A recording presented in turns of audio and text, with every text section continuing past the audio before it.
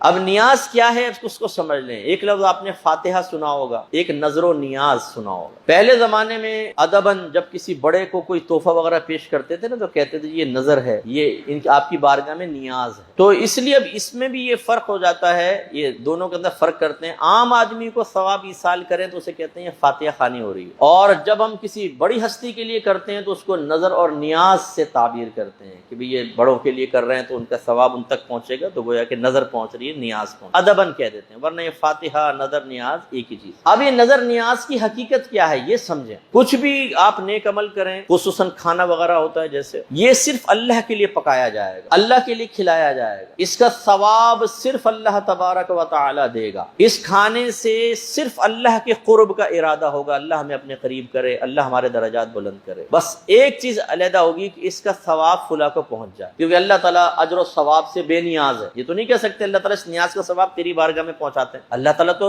غیر محتاج، وہ ثواب کا اہل نہیں ہے. اہل تو بندے ہیں نا، کیونکہ وہ غیر محتاج ہے، ہمیں محتاج. تو یوں نیاز اصل میں کیا ہوتی ہے؟ بعض لوگ غلط فہمی کے شکار ہو جاتے ہیں کہ شاید یہ غیر اللہ کے لیے کھانا بنا رہے ہیں، غیر اللہ کا قرب حاصل کرنا مقصود ہے، شاید یہ ارادہ ہے کہ یہ غوث پاک ثواب دیں گے، امام حسین رضی اللہ تعالیٰ عنہ ثواب دیں گے. بھائی ایسا نہیں ہے. کھانا اللہ کے لیے پکایا جائے گا، ثواب کون دے گا؟ اللہ تعالیٰ. درجات کون دے گا؟ اللہ تعالیٰ. کس کے قریب نزدیک اور کس کا قرب مقصود ہے؟ اللہ تبارک و تعالیٰ کا. صرف ارادہ یہ ہوتا ہے کہ اس کا جو ثواب ملے وہ فلاں بزرگ کو بھی پہنچ جائے. جیسے حضرت سعد رضی اللہ تعالیٰ عنہ نے اپنی والدہ کی طرف منسوب کیا اس ثواب جاریہ کو، لی ام سعد، سعد کی ماں کے لیے. ایسے اگر کھانا اللہ. اچھا یہ بتائیے حضرت سعد نے ماں کے لیے کنواں کھدوایا تھا کہ اللہ کے لیے؟ صحیح بتائیں، کیا کہتے ہیں آپ؟ بھائی اللہ کے لیے تھا نا، کنواں تو اللہ کے لیے تھا، نیک عمل تو اللہ کے لیے کیا تھا، لیکن ارادہ کیا تھا؟ ثواب میری والدہ کو پہنچ جائے. لیکن آپ نے کنویں پہ کیا لکھوایا؟ للہ تعالی، اللہ کے لیے نہیں. کیا لکھوایا؟ لی ام سعد، سعد کی ماں کے لیے. اس کا مطلب یہ ہوا کہ اگر آپ کے ذہن میں ہے کہ میں اللہ کے لیے کام کر رہا ہوں لیکن کس کو ایصال ثواب کر رہے ہیں یہ سامنے رکھتے ہوئے اس چیز کو منسوب اس کی طرف کر دیا جائے تو اس میں کوئی حرج نہیں. صحابی کا عمل ثابت ہے. بھیا ولیمہ کرتے نہیں کرتے؟ کہتے کیا کہتے ہیں؟ کس کا ولیمہ ہے؟ فلاں کا. حالانکہ ولیمہ سنت کریمہ ہے نا، تو جو سنت کی نیت نہ کرے تو ثواب سے شاید محروم رہے گا، لیکن جو سنت کی نیت سے کرے تو سنت پوری کرتے ہیں. کس کے لیے؟ اللہ کے لیے کر رہے ہیں نا. حقیقتاً تو یہ ولیمے کا اہتمام کس کے لیے؟ اللہ کی رضا کے لیے. لیکن چونکہ یہ کسی کا ہوتا ہے ہم اس کی طرف منسوب کر دیتے ہیں یہ فلاں کا ولیمہ ہے. آپ سے لوگ پوچھتے ہیں 7 قربانیوں میں حصہ، بھائی یہ قربانی کس کے لیے ہے؟ آپ کہتے ہیں ابا کی طرف سے ہے،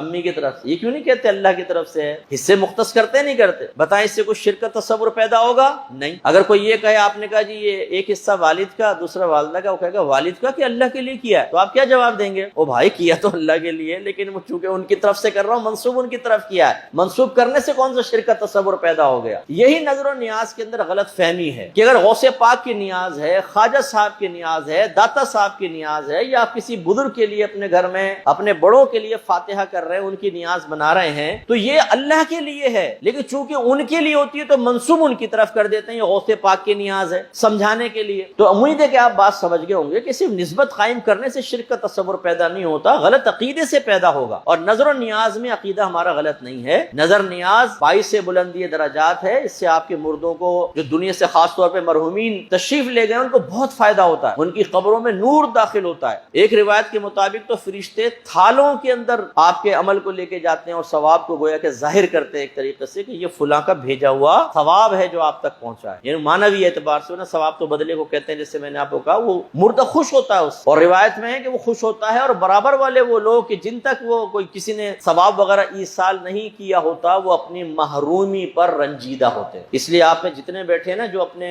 پرانے لوگوں کو بھول چکے ہیں، جو فوت ہو گئے، اور کبھی آپ ہاتھ اٹھا کر 2 لفظ ان کے لیے نہیں کہتے کہ اللہ تعالیٰ ان کی بخشش فرما دے، مغفرت، تو خدا را یہ کریں آپ، اس سے ان کو سکون ملتا ہے. ورنہ دوسروں جو پڑوسی ان کے ہوں گے ان کو اگر کوئی ایصال ثواب کر رہا ہے تو وہ خوش ہو رہے ہوں گے، ان کے لیے دعائیں کر رہا ہے تو وہ خوش ہو رہے ہوں گے، اور آپ کے رشتہ دار غمگین ہوں گے. تو یہ 2 جملے کہنے میں کیا جاتا ہے کہ اللہ تعالیٰ میں نے جو بھی نیک عمل کیا، ہر روزانہ رات کو دعا مانگے، اس کو اپنی بارگاہ میں قبول فرما لے. اس کا ثواب سرکار کی بارگاہ میں پیش کرتا ہوں، قبول فرما. آپ کے وسیلے سے آدم علیہ السلام سے لے کر آج تک جتنے مسلمان دنیا سے پردہ فرما چکے، دنیا میں موجود قیامت تک آئیں گے، سب کو اس کا ثواب ایصال کرتا ہوں. اور خاص طور پر میرے وہ مسلمان رشتہ دار جو دنیا سے پردہ فرما چکے ان سب کو ایصال کرتا ہوں، قبول فرما لے. مسلمان کا میں نے قید اس لیے لگائی، یہ محتاط لفظ بس میں عرض کر رہا ہوں کہ جہالت اتنی زیادہ عام ہے، کچھ پتہ نہیں کہ کسی نے کوئی کلمہ کفر کہہ دیا ہو، کچھ پتہ نہیں کیا غلط عقیدہ لے کے چلا گیا ہو، کیونکہ ہمارے یہاں تعلیم تو ہے ہی نہیں، ہمارے گھروں میں عقیدہ تو دلائل کے ساتھ سکھایا ہی نہیں جاتا۔ آپ سب اپنا اپنا احتساب کر لیں، اپنے والدین سے جا کے پوچھ لیں دلائل جو کچھ آپ کر رہے ہیں، وہ جواب دے دے میرا نام بدل دیجیے گا۔ ہم نے تو عقیدہ